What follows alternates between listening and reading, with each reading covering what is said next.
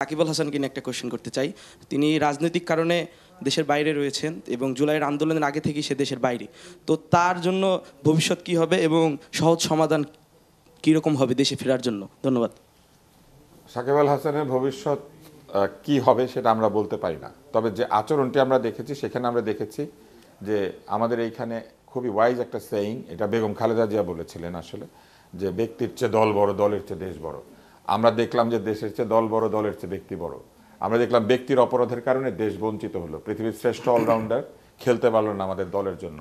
সে যদি রান করে সেটা আমাদের জন্য করতো, সে যদি চুরি করে সেটা নিজের জন্য করেছে। আপনি চুরির বিচার করেন কিন্তু তার খেলা বন্ধ করবেন কেন? খেলতো তো আমার জন্য। তাহলে আপনি একটা জিনিস চিন্তা করেন, আমার জন্য কেউ খাবার নিয়ে এসেছে, খাবারটা তো আমার জন্য এনেছে, বললো তুই খাবার দিতে পারবি না কারণ তুই অন্যায় করেছিস।